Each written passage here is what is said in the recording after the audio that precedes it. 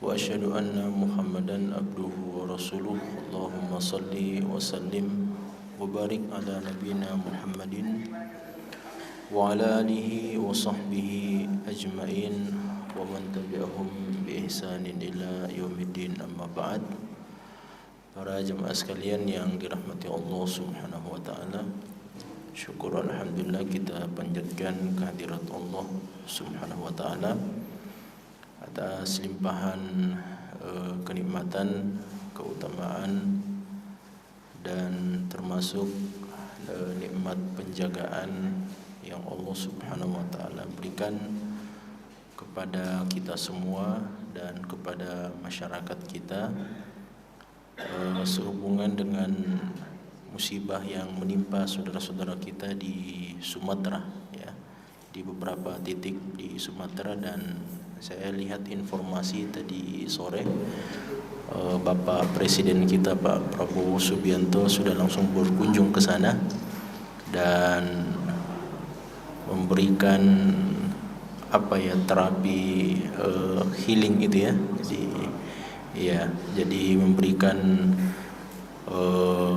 dukungan-dukungan dan termasuk juga memberikan apa yang bisa dibantukan kepada saudara-saudara kita di sana yang tertimpa musibah. Meskipun tentu saja di saat yang sama kita juga harus memahami bahwasanya air hujan yang Allah Subhanahu wa taala turunkan tentu saja di sisi Allah Subhanahu wa taala adalah rahmat. Dia adalah karunia dan pemberian dari Allah Subhanahu wa taala. Hanya saja bagi sebagian manusia, jamaah sekalian, air hujan itu terkadang dianggap sebagai salah satu di antara sebab musibah. Padahal sebenarnya dalam hadis yang sahih Nabi SAW pernah keluar dari rumah beliau dan melepas songkok atau surban beliau ketika air hujan turun, dan beliau membasahi kepala beliau. Ketika ditanya oleh para sahabat, "Ya Rasulullah, mengapa anda melakukan perbuatan ini?" Maka Nabi SAW memberikan jawaban, "Innahu hadithu ahdin birabbih." Karena air hujan yang turun ini datang dari Allah Subhanahu wa taala, datang dari Tuhannya, yaitu Allah Subhanahu wa taala. Sehingga Nabi SAW berharap mudah-mudahan air hujan yang baru saja datang dari sisi Allah Subhanahu wa taala, yang datang dari Allah Subhanahu wa taala, mudah-mudahan itu adalah rahmat dari Allah Subhanahu wa taala yang mengenai Nabi sallallahu alaihi wasallam atau menimpa Nabi Muhammad sallallahu alaihi wasallam. Karena apa yang turun dari Allah Subhanahu wa taala tentu itu adalah sesuai dengan sifat Allah Subhanahu wa taala yang Rahman dan Rahim kepada hamba-hambanya. Bahkan di dalam beberapa ayat Al-Qur'an juga dijelaskan bagaimana Allah Subhanahu wa taala itu menumbuhkan dan menghidupkan kembali makhluk-makhluk yang tadinya sudah mati. Dan salah satu di antara makhluknya yang biasa dimatikan oleh Allah Subhanahu wa taala pada sebagian waktu adalah sebagian titik bumi Allah Subhanahu wa taala. Jadi sebagian titik di antara daerah-daerah di muka bumi ini ada daerah-daerah yang telah dimatikan oleh Allah dan sudah kering, tidak lagi memiliki kandungan air, tidak mampu lagi menumbuhkan tumbuh-tumbuhan dan pohon-pohonan. Namun ketika Allah SWT menurunkan air hujannya, maka semuanya menjadi hidup kembali, ya, semuanya menumbuhkan kembali tumbuh-tumbuhan, kemudian mengundang datangnya hewan-hewan, bahkan umat manusia, serta peradaban kehidupan untuk manusia. Oleh karena jemaah sekalian, pemahaman kita sebagai seorang muslim, sebagai seorang mukmin, bahwa air hujan itu adalah rahmat dari Allah Subhanahu wa taala dan dia bukanlah azab. Adapun yang mengenai sebagian umat manusia atau umat-umat terdahulu, jemaah sekalian, maka itu sebenarnya adalah musibah yang menimpa mereka disebabkan karena apa yang telah mereka perbuat sendiri.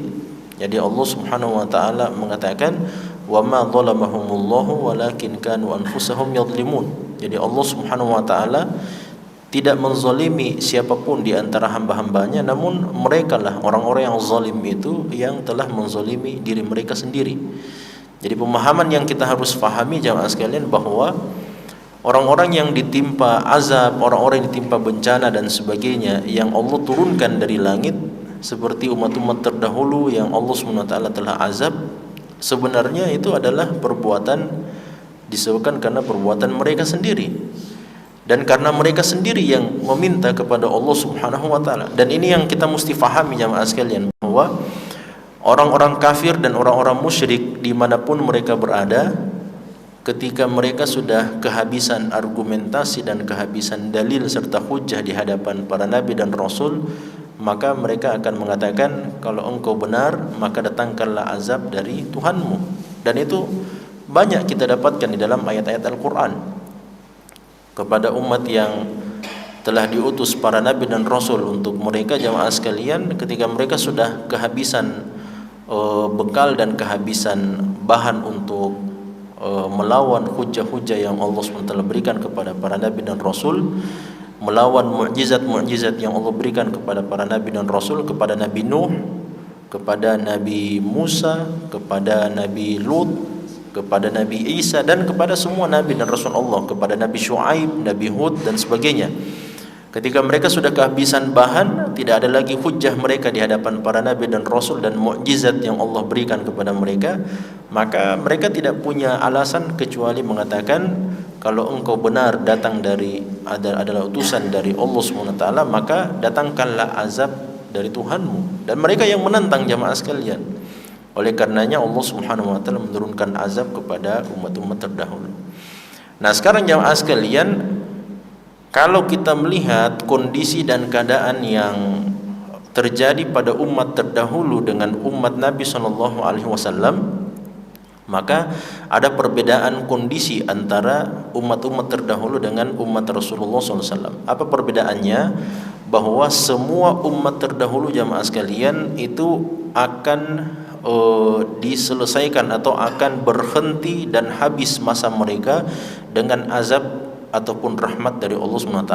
Nah, cuman seperti itu saja. Kemungkinannya entah itu mereka dapat rahmat atau mereka mendapatkan azab dari Allah.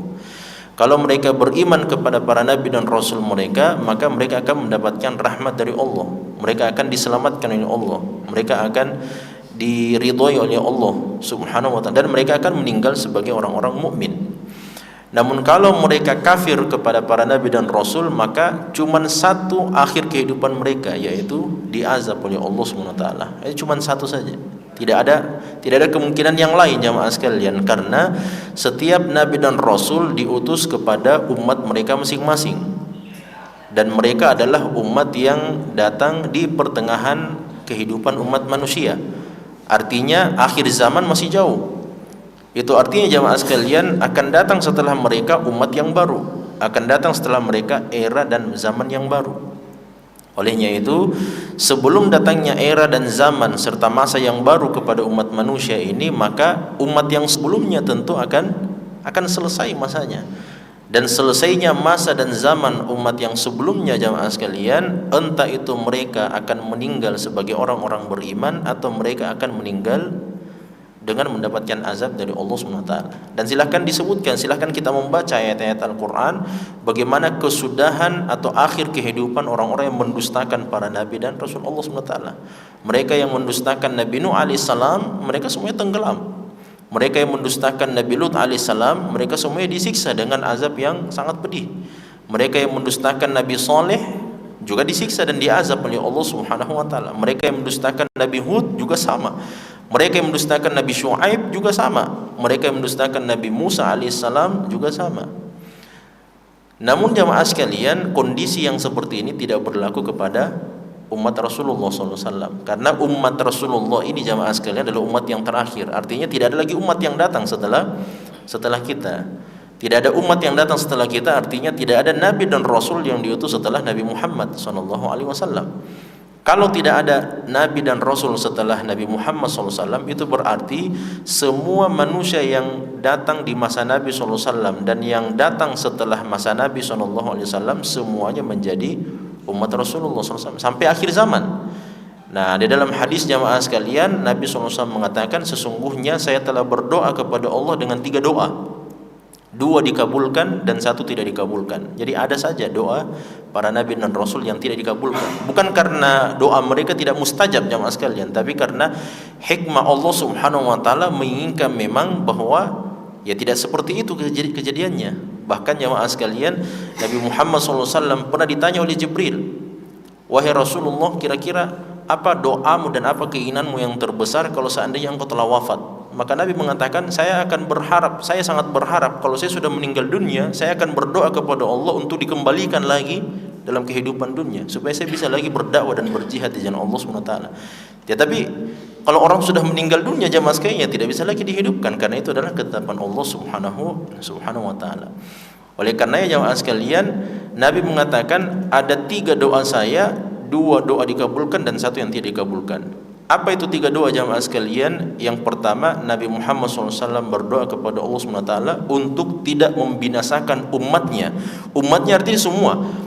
Umat Nabi itu terbagi 2. Ada namanya umat mustajabah atau umat istijabah dan umatud dakwah. Umat istijabah artinya semua manusia di masa Nabi dan yang datang setelahnya yang beriman kepada Nabi Muhammad SAW. Sedangkan ummatud dakwah adalah semua manusia di masa Nabi atau yang datang setelahnya sampai hari kiamat yang belum beriman kepada Nabi Muhammad SAW. Itu namanya ummatud dakwah, orang-orang yang wajib untuk didakwahi. Nah, semua ini jamaah sekalian, kata Nabi SAW, ya Allah, jangan engkau binasakan umat saya dengan sebuah musibah yang menghabiskan secara keseluruhan. Dan itu dikabulkan oleh Allah Subhanahu wa taala. Jadi tenang saja jamaah sekalian, meskipun corona kemarin kayaknya dahsyat sekali, itu tidak akan habis. Umat ini tidak akan habis dengan sebuah musibah. Kemudian kata Nabi SAW, saya berdoa lagi kepada Allah SWT, ya Allah, janganlah engkau binasakan umat saya dengan disebabkan karena tangan-tangan musuh-musuh mereka. Dan itu dikabulkan oleh Allah Subhanahu wa taala. Itu artinya jamaah sekalian, umat Rasulullah sallallahu alaihi wasallam itu tidak akan binasa dan akan selalu ada meskipun musuh-musuh Islam itu menghabisi dimanapun mereka berada. Tapi akan selalu ada orang-orang yang beriman dan akan tersisa orang-orang yang beriman dari umat Rasulullah sallallahu alaihi wasallam. Dan itu dikabulkan oleh Allah. Adapun doa yang tidak dikabulkan adalah Nabi Muhammad berdoa, ya Allah, jangan engkau binasakan umat saya disebabkan karena ulah sesama mereka. Maka Nabi mengatakan, inilah doa yang terakhir yang saya doakan kepada Allah, namun tidak dikabulkan. Karena kebinasaan kita jamaah sekalian, salah satu penyebabnya adalah karena ulah tangan sesama umat muslim sendiri, yang saling bertikai antara yang satu dengan yang lain dan seterusnya. Nah, ternyata jamaah sekalian, umat Rasulullah ini akan terus ada sampai dengan akhir zaman. Dan ini menjelaskan bahwa berbeda kondisi umat yang terdahulu dengan umat Rasulullah sallallahu alaihi wasallam. Apa yang datang dari Allah Subhanahu wa taala itu bukanlah azab, namun kalau seandainya terjadi musibah disebabkan karena salah satu contohnya adalah air hujan jamaah sekalian, maka itu sebenarnya berdasarkan firman Allah dalam surat Ar-Rum, dhaharal fasadu fil barri wal bahri bima kasabat aydin nas. Jadi sebenarnya persoalannya jamaah sekalian bukan karena air hujannya yang terlalu banyak, tapi persoalannya karena kita yang tidak bisa mengatur kehidupan kita ini dengan sebaik-baiknya.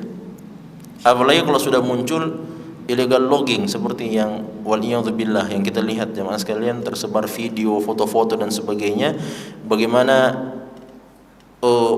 batang-batang pohon atau batang-batang kayu dari pohon-pohon itu jamaah sekalian membentuk ibarat sebuah daratan yang sangat besar dan dikelilingi oleh jumlah air yang sangat banyak. Nah, ini menunjukkan, dan itu di sebagian daerah salah seorang bupati sudah menyampaikan memang seperti itu, bahwa memang ada kegiatan illegal logging yang tidak dibenarkan, yang tidak mendapatkan izin dari pemerintah dan seterusnya, pertambangan dan sebagainya, karena pengerusakan yang dilakukan oleh umat manusia, sehingga air hujan yang turun jamaah sekalian bukan mendatangkan rahmat dari Allah Subhanahu wa taala, justru menjadi teguran dari Allah Subhanahu wa taala. Makanya kan dalam lanjutan ayat tersebut Allah Subhanahu wa taala mengatakan supaya mereka merasakan akibat dari perbuatan tangan mereka sendiri, agar mereka kembali kepada Allah Subhanahu wa taala. Jadi pemahaman kita jamaah sekalian, musibah yang menimpa saudara-saudara kita atau barangkali sebagian di antara kita ketika air hujan turun atau ketika berbagai bencana-bencana alam, seperti yang beberapa hari lalu itu jamaah sekalian, ada beberapa pohon tumbang dan mengenai mobil dan sebagainya, ya itu kan teguran juga dari Allah Subhanahu wa taala. Jangan salahkan pohonnya jamaah sekalian, dan jangan salahkan air hujannya serta anginnya yang bertiup kencang, tapi salahkan diri kita sendiri kalau seandainya ada musibah yang menimpa kita itu disebabkan karena salah satu di antara kelalaian kita. Dan salah seorang ulama salaf ketika dia keluar dari masjid selesai melaksanakan sholat berjamaah, dia mendapati tali sendalnya putus. Dia mengatakan sesungguhnya tidaklah tali sendal saya ini putus melainkan karena perbuatan dosa yang dahulu 20 tahun yang lalu telah saya lakukan. 20 tahun jamaah sekalian, dia masih mengingat terus menerus dosa yang pernah dia lakukan itu, dan ternyata 20 tahun kemudian menurut dia bahwa inilah dia akibat daripada perbuatan dosa yang dahulu telah saya lakukan. Oleh karena jamaah sekalian, ya kita doakan untuk saudara-saudara kita, dan mudah-mudahan Allah SWT menjaga dan melindungi kita semuanya. Jangan juga dikatakan jamaah sekalian, ya Allah berikanlah musibah supaya saya diampuni. Jangan juga ditantang jamaah sekalian, karena menantang Allah Subhanahu wa taala itu dilarang di dalam agama kita. Tapi mintalah kepada Allah, Allahumma inni as'alukal afwa wal afiyah. Ya Allah, karuniakanlah kepada saya minta kepadamu al-afu. Al-afu itu dia pemaafan, pengampunan dari Allah Subhanahu wa taala. Wal afiyah, dan keselamatan. Jadi yang diminta itu jamaah sekalian, kalau saya pernah berbuat dosa, jangan diminta, ya Allah, kalau saya pernah berbuat dosa dan engkau belum menerima pertobatan saya, maka datangkanlah balasannya, datangkanlah akibatnya, supaya saya tidak mendapatkan akibatnya dalam kehidupan akhiratnya. Jangan minta begitu, karena pernah ada sahabat yang meminta seperti itu. Nabi bertanya kepada para sahabat, mana sahabat Fulan bin Fulan, tidak pernah kelihatan di masjid. Kata para sahabat, dia sedang sakit keras ya Rasulullah. Maka Nabi berkunjung ke rumahnya. Ketika dikunjungi jamaah sekalian, sahabat ini betul-betul mendapatkan ujian dari Allah, sakitnya sakit yang sangat keras. Maka Nabi bertanya, wahai sahabatku, apa yang menyebabkan kenapa kamu bisa sakit seperti ini? Maka sahabat itu mengatakan, ya Rasulullah, saya pernah berbuat dosa kepada Allah SWT, dan saya berdoa kepada Allah, ya Allah, in kunta mu'adzibani fil akhirah, ya Allah, kalau seandainya engkau akan memberikan azab kepada saya dalam kehidupan akhirat disebabkan karena perbuatan dosa yang sudah saya lakukan ini, maka datangkanlah dan berikanlah balasannya sekarang juga di dunia, supaya di akhirat nanti tidak diberikan lagi jamaah sekalian. Maka Allah SWT menerima doa tersebut dan menurunkan penyakit yang sangat luar biasa, sehingga akhirnya Nabi SAW mengatakan, kenapa engkau tidak berdoa kepada Allah, Allahumma inni as'alukal afwa wal afiyah. Nah, itu ajaran dari Nabi kita Muhammad sallallahu alaihi wasallam. Jamaah yang dirahmati Allah Subhanahu wa taala. Adapun materi kita pada malam hari ini yaitu bab qublatis sibyan. Masih dalam pembahasan kitab Al-Adabul Mufrad karya Imam Bukhari rahimahullah ta'ala.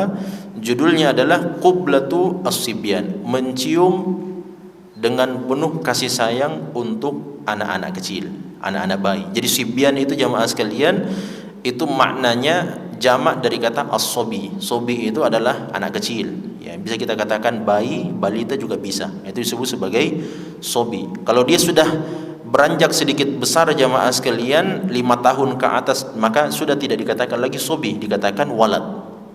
Nah, sampai dia menjadi remaja. Kalau dia sudah remaja jamaah sekalian, maka dikatakan syab. Syab itu artinya adalah remaja. Kalau dia sudah dewasa, maka dikatakan rojulun atau imra'ah, laki-laki atau perempuan. Jadi di sini disebutkan ada 2 hadis jamaah sekalian, dan sebenarnya kedua hadis ini sebenarnya dia adalah memiliki makna dan kandungan yang sama sebenarnya, meskipun pada hadis yang kedua ada sedikit tambahan periwayatan dan lafaz dari hadis yang kedua, dibandingkan dengan hadis yang pertama. Hadis yang pertama yaitu hadis yang diriwayatkan oleh Aisyah radhiyallahu taala anha. Beliau mengatakan, "Jaa a'rabiyyun ila an-nabiy sallallahu alaihi wasallam." Faqala. Jadi ada seorang Arab Badui. Ya, Arab Badui jadi tokoh utama kita dalam hadis ini jamaah adalah siapa? Arab Badui. Ya, orang Arab Badui itu adalah orang-orang yang tinggal di daerah pedalaman. Nah, orang Arab Badui ini jamaah sekalian, mereka punya kelebihan tapi juga ada kekurangannya. Salah satu di antara kelebihan orang-orang Arab Badui jamaah sekalian bahwa mereka itu adalah orang-orang yang memiliki bahasa yang murni. Nah, karena apa? Percampuran antara bahasa itu sangat kecil kemungkinan terjadi di tengah-tengah mereka. Karena mereka adalah orang-orang yang tinggal di daerah pegunungan dan normalnya orang-orang Badui itu jamaah sekalian tinggal berpencar. Ya, jadi masing-masing kabilah atau masing-masing keluarga besar itu tinggal di satu titik, di satu daerah. Kemudian kabilah keluarga besar yang lainnya itu tinggal di gunung yang sebelah. Maka mereka itu berpencar-pencar. Sama seperti kalau kita pergi ke beberapa daerah di Sulawesi, barangkali Sulawesi Selatan, di beberapa daerah itu kan masih ada yang modelnya seperti itu. Ya, saya pernah dengar jamaah sekalian ada satu suku yang punya kebiasaan kalau ada anak bayinya mereka yang baru lahir, maka bapaknya disuruh turun gunung datang ke pasar. Kata apa yang paling pertama dia dengarkan, itu yang dia jadikan sebagai nama untuk anaknya. Jadi ada cerita itu jamaah sekalian. Saya tidak tahu ini benar atau tidak benar, tapi memang kampung yang seperti itu memang ada dan kebiasaan yang seperti itu memang ada. Jadi ada bapaknya pas dia turun baru lahir anaknya jamaah sekalian, dia turun ketemu dengan seorang, dia mengatakan pulpen. Itu jadi namanya anaknya. Pulpen nama anaknya. Itu kan macam-macam juga jamaah sekalian. Jadi ada ya agak-agak keanehan sedikit seperti itu ya, karena memang mereka adalah orang-orang yang tinggal, fitrah mereka sangat tulus dan bahasa mereka sangat murni karena percampuran antara satu suku dengan suku yang lain itu sangat kecil kemungkinan. Beda dengan kita jamaah sekalian. Wah, kita ini kan sudah macam-macam bahasa kita. Ya kan? Bugis saja kan sangat banyak. Belum lagi bahasanya anak-anak kita. Bahasa anak-anak kita sekarang macam-macam sudah. Ada yang tidak bisa difahami juga bahasa mereka. Iya, bahasa-bahasa gaul Gen Z sekarang ini. Apalagi gen yang baru, Gen Alpha. Wah, itu lebih parah lagi jamaah sekalian. Gen Alpha namanya. Ya, jadi Gen Z ini mereka sudah SMP, SMA dan ada yang kuliah. Itu Gen Z jamaah sekalian. Ini Gen Alpha ini yang baru-baru lahir ini. Yang baru-baru lahir, yang masih usia 5 tahun, 10 tahun, TK, itu semuanya masuk dalam kategori Gen Alpha. Kita tidak tahu bagaimana kehidupan mereka berikutnya. Apakah mereka sudah jadi robot betul atau seperti apa, wallahu alam. Nah, jadi orang-orang Arab Badui, salah satu kelebihan mereka jamaah sekalian itu dia bahasa. Makanya Nabi SAW, salah satu di antara alasan kenapa Nabi itu diminta atau disusukan oleh Halimatus Sa'diyah jamaah sekalian itu karena bahasanya yang ingin dipelajarkan atau dipelajari oleh Nabi SAW.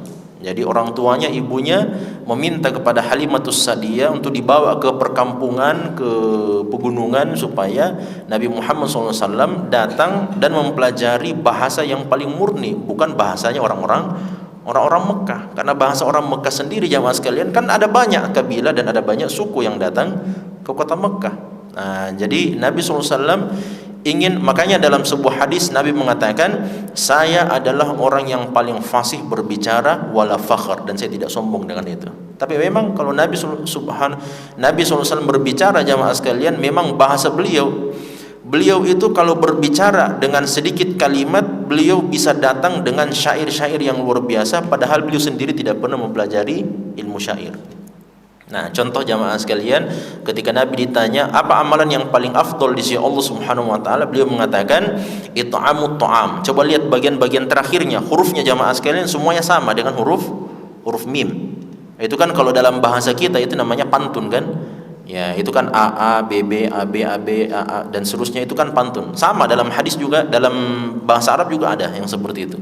Nabi mengatakan it'amut ta'am wasallu bil laili wan nasu, it'amut ta'am wasilul arham wasallu bil laili wan nasu niyam tadkhulul jannata bisalam. Itu kan semuanya 4 kalimat diakhiri dengan huruf mim.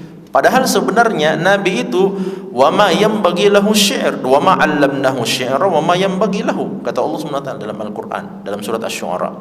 Allah mengatakan, dan kami tidak pernah mengajarkan Muhammad untuk bersyair dan tidak pantas baginya untuk mempelajari ilmu syair. Tapi kalau Nabi berbicara jamaah sekalian, maka orang-orang Arab pun juga tunduk dan kalah di hadapan Nabi Muhammad SAW, karena beliau adalah orang yang paling fasih dalam berbicara dengan bahasa Arab. Nah, sama juga dengan Imam Syafi'i, dan ini kebiasaan para ulama kita. Imam Syafi'i jamaah sekalian itu lahir di mana? Di Gaza. Jadi beliau orang Gaza asli jamaah sekalian, Imam Syafi'i rahimahullah ta'ala. Beliau ketika lahir jamaah sekalian, ibunya langsung mengirim Imam Syafi'i untuk belajar di mana? Di pegunungan, di daerah Badui. Nah, supaya apa? Imam Syafi'i mempelajari bahasa Arab yang paling murni, bukan bahasa Arab yang ada di perkotaan. Nah, cuman jamaah sekalian, meskipun ada banyak, termasuk karom itu adalah kemuliaan. Bahkan ada salah seorang penyair jamaah sekalian dari Badui, dia mengatakan, saya tidak pernah mau menerima sebuah hadiah yang diberikan oleh orang-orang perkotaan. Nah, yang saya mau terima adalah hadiah dari orang-orang Badui, orang-orang pedalaman jamaah sekalian. Karena kemuliaan orang-orang Badui itu berbeda dengan kemuliaan orang-orang perkotaan. Pemberian hadiah, saling berbalas dan sebagainya. Makanya hadis ini sebenarnya jamaah sekalian, orang Arab Badui ini ketika dia datang kepada Nabi SAW, sebenarnya dia datang untuk memberikan hadiah kepada Nabi SAW. Nah, cuman ada sesuatu yang menarik yang dilihat oleh orang Arab Badui tersebut, makanya dia bertanya kepada Nabi SAW. Nah, ini apa masalahnya orang Arab Badui jamaah sekalian? Kata Aisyah radhiyallahu taala anha, jaa a'rabiyyun ila Nabi SAW.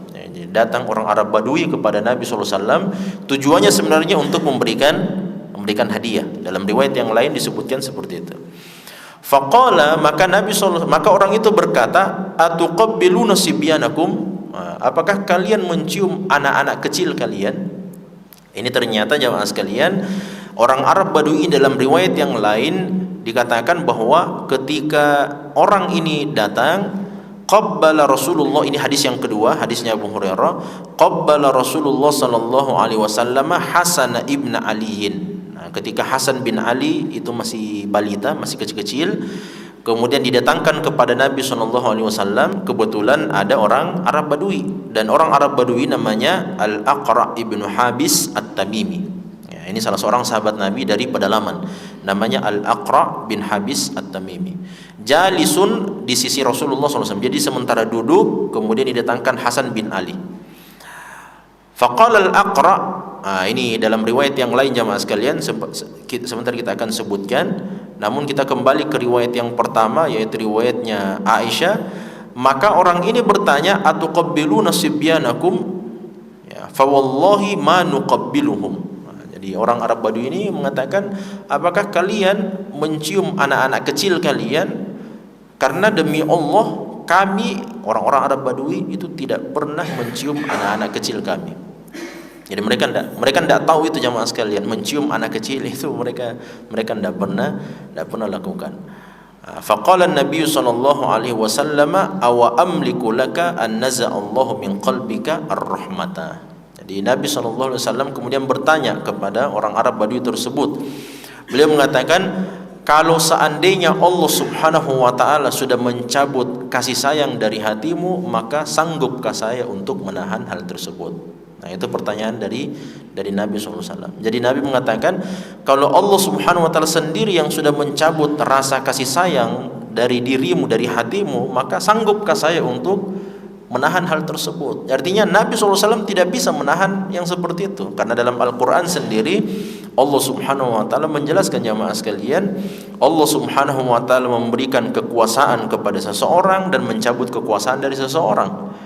Yaitu til mulka man tasya wa tanzi'ul mulka mimman tasya. Jadi Allah berikan kekuasaan kepada seseorang bagi siapapun yang diinginkan oleh Allah, dan Allah Subhanahu wa taala juga kalau dia berkehendak mencabut kekuasaan dari seseorang, maka Allah Subhanahu wa taala akan cabut kekuasaan tersebut darinya.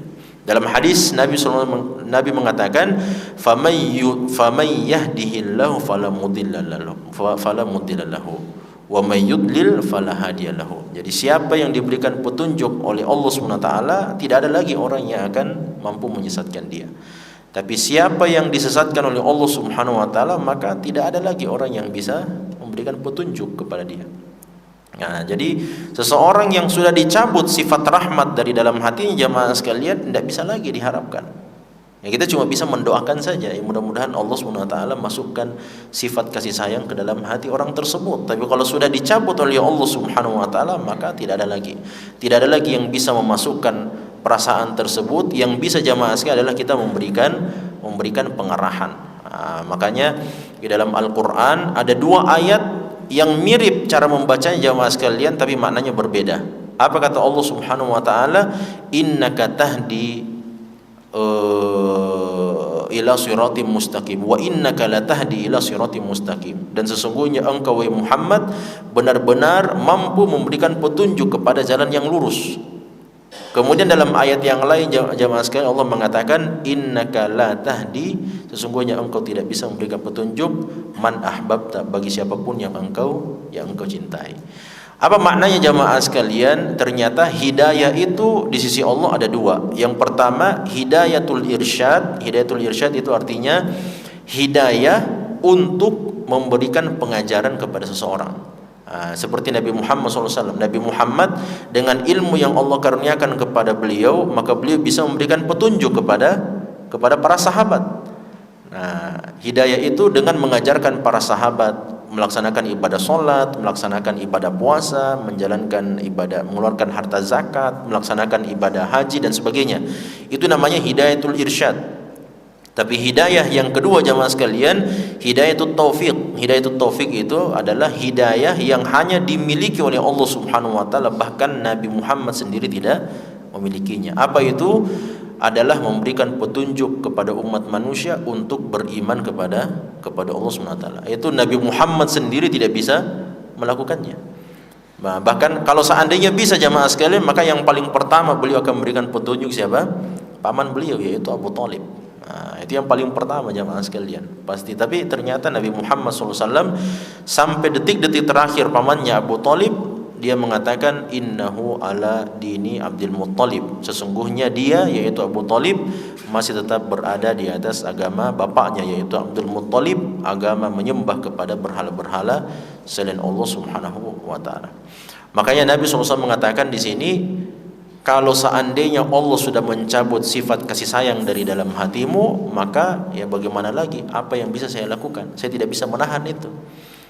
Hadis ini menjelaskan bahwa ternyata mencium anak-anak kecil itu adalah salah satu di antara anjuran agama. Bahkan dia adalah sesuatu yang disyariatkan, menunjukkan sifat kasih sayang seseorang kepada orang tersebut, kepada anak-anak tersebut.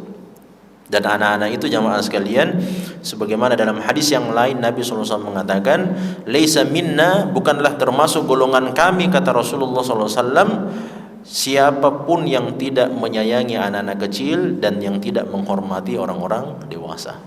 Nah, jadi jamaah sekalian, menyayangi anak kecil itu bagian daripada perintah agama kita. Bahkan berdasarkan hadis ini menjelaskan bahwa Nabi Muhammad SAW ingin menunjukkan di hadapan para sahabatnya bagaimana sifat kasih sayang beliau kepada anak-anak kecil.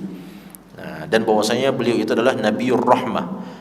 Jangankan kepada manusia jamaah sekalian, ini jelas kepada manusia, apalagi kepada anak kecil jamaah sekalian. Nabi Muhammad SAW sendiri bahkan adalah Nabiur Rahmah, Nabi yang penuh dengan kasih sayang, bahkan kepada musuh sendiri, kepada musuh Nabi SAW, beliau adalah orang yang sangat pengasih kepada mereka.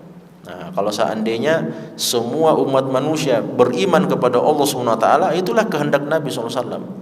Cuman ya selalu saja ada orang-orang yang tidak beriman kepada Allah Subhanahu wa taala atas ketetapan dan takdir Allah Subhanahu wa taala. Termasuk hadis ini juga jamaah sekalian menjelaskan bahwa ternyata orang-orang Arab Badui itu adalah orang-orang yang keras, orang-orang yang kasar. Dan itu adalah sifat mereka. Kenapa? Karena mereka adalah orang-orang yang tinggal dengan sesama mereka sendiri dan tidak tersentuh dengan tidak tersentuh dengan perkembangan zaman, tidak tersentuh dengan banyaknya sosialisasi dan interaksi di antara sesama manusia dan seterusnya.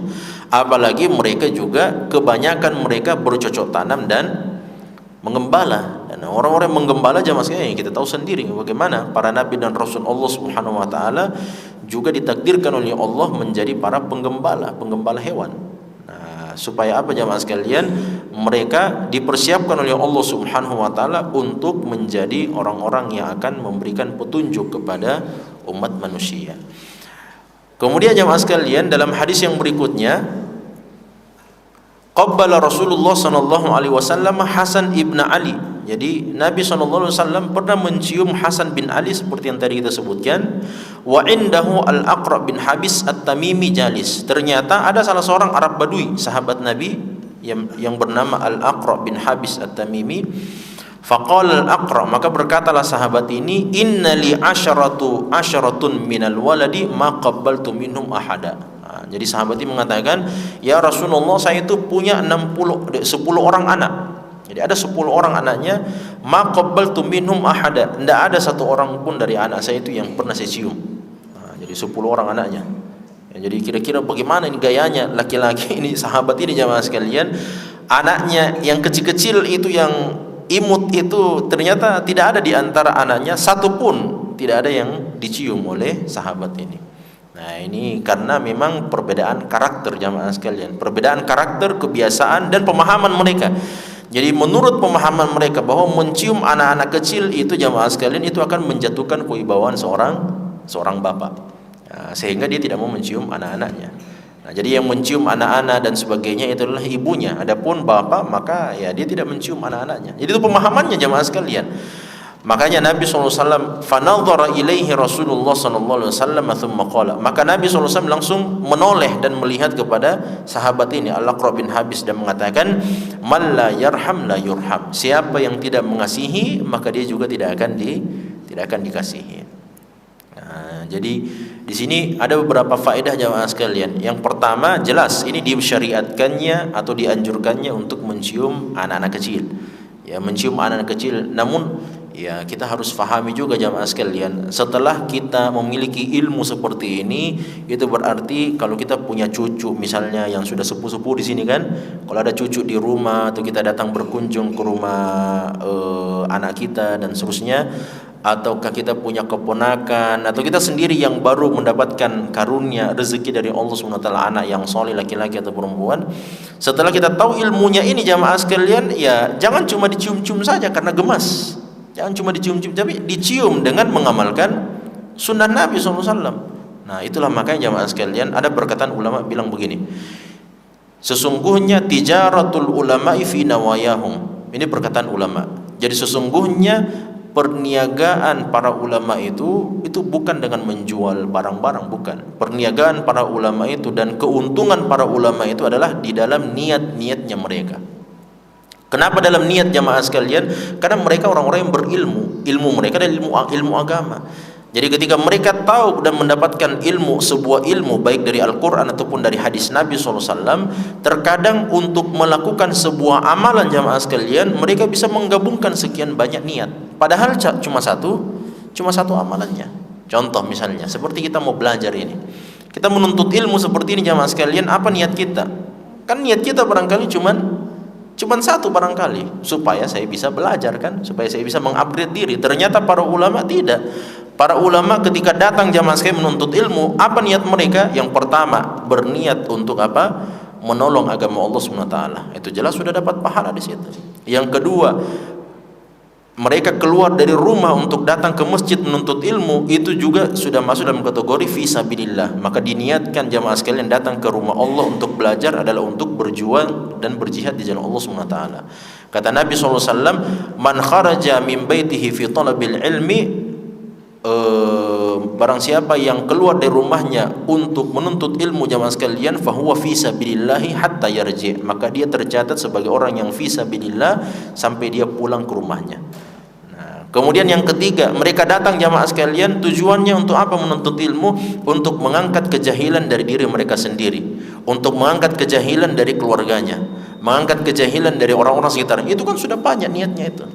Nah, jadi dan itulah tijarahnya para ulama jamaah sekalian, perniagaan mereka. Nah, sama seperti hadis ini. Hadis ini kan kebiasaan kita. Kalau ada anak-anak kecil kita lihat manis, imut, maka kita cium. Dan itu kan kebiasaan jamaah sekalian. Itu adalah adat. Itu adalah kebiasaan, amalan kita, ya, perbuatan kita. Tapi ketika perbuatan itu yang selama ini menjadi kebiasaan, selama ini menjadi adat, ketika kita sudah mempelajari hadis ini, maka munculkan niat itu bahwa saya mencium anak ini untuk menunjukkan kasih sayang saya kepada dia. Kalau saya menunjukkan kasih sayang kepada dia jamaah sekalian, maka Allah juga akan memberikan kasih sayangnya kepada saya. Nah, itulah makanya Nabi mengatakan, "Man la yarham la yurham." Siapa yang tidak mengasihi anak kecil, maka dia juga tidak akan dikasihi. Kata para ulama kita jamaah sekalian, apa maknanya man la yarham la yurham? Artinya siapa yang tidak melakukan perbuatan yang menunjukkan kasih sayang kepada sesama umat manusia, maka la yurham, dia tidak akan mendapatkan balasannya nanti. Ya, dia mau dapat balasan apa kalau dia sendiri tidak mengasihi orang lain? Nah, makanya jamaah sekalian, la yarham itu adalah amalan, la yurham itu adalah jaza, balasan. Jadi di sini ada amalan dan balasannya, dan sebagaimana kaidah mengatakan al jazaa'u min jinsil amal. Jadi balasan itu selalu sesuai dengan jenis amalannya.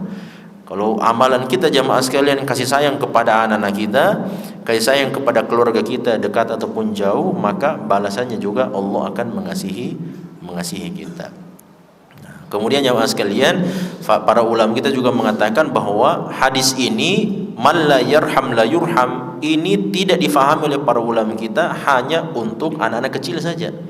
Ya, termasuk kepada selain mereka, kepada orang-orang di sekitar kita, kepada yang tua, yang kecil dan seterusnya. Termasuk jamaah sekalian kepada hewan. Nah, ini hati-hati. Jadi kalau kita punya motor jamaah sekalian sudah bunyi-bunyi itu mesinnya, disayangi itu motor jamaah sekalian, diperbaiki kah atau apa. Dalam hadis Nabi mengatakan innallaha yuhibbu an yara athara ni'matihi ala abdi. Allah itu senang kalau Allah karuniakan kita rezeki jamaah sekalian, kemudian kita manfaatkan itu rezeki untuk apa? Kemaslahatan kita.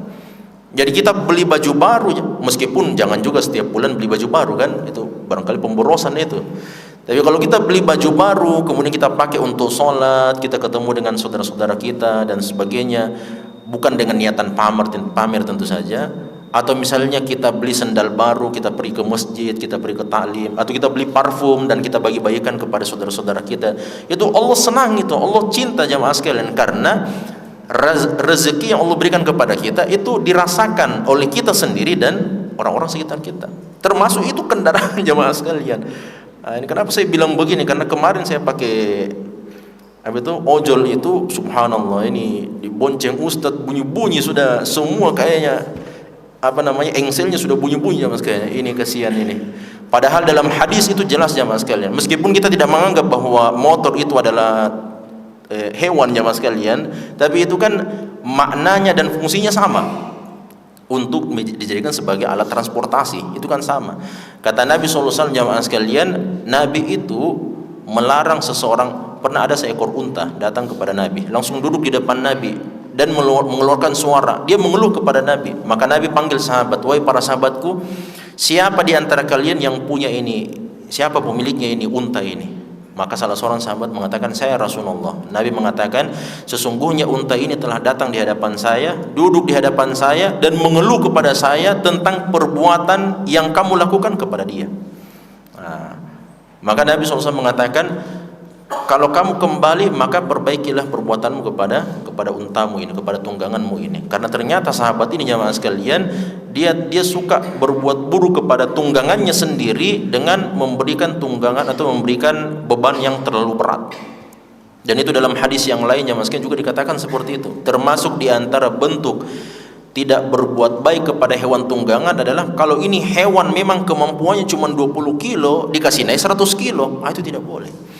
Jadi kalau kita lihat motor jamaah sekalian, Honda Rioloa, itu Honda yang barangkali sudah tidak bisa jamaah sekalian mengangkat barang yang terlalu berat, dikasih naik berpuluh-puluh kilo dan seterusnya. Nah, jadi Ini perlu diperhatikan jemaah sekalian, karena sikap kasih sayang itu kata para ulama kita bukan hanya kasih sayang kepada sesama manusia, kepada anak-anak kita, kepada keluarga dekat, keluarga jauh, tidak. Bahkan kepada tubuh kita sendiri, kemudian kepada hewan-hewan kita, kepada apa yang kita miliki, itu menunjukkan kasih sayang. Maka itu adalah salah satu sebab yang bisa mengundang rahmat dari Allah Subhanahu wa ta'ala. Nah, jemaah yang dirahmati Allah Subhanahu wa ta'ala, ini pelajaran yang kita bisa sampaikan pada kesempatan malam hari ini. Mudah-mudahan Allah Subhanahu wa ta'ala mengasihi kita semua dan menyayangi kita semua, dan itu tentu kita bisa dapatkan jamaah sekalian apabila kita juga menunjukkan rasa kasih sayang kita kepada diri sendiri dengan tidak berbuat zalim, kemudian kepada orang lain dengan tidak menzalimi mereka, dan terlebih lagi kepada Allah Subhanahu wa ta'ala dengan tidak berbuat maksiat kepada Allah Subhanahu wa ta'ala. Ini jamaah sekalian, hadanallahu yakum ajmain, wa akhiru da'wana anil hamdulillahi rabbil alamin, wassalamualaikum warahmatullahi wabarakatuh.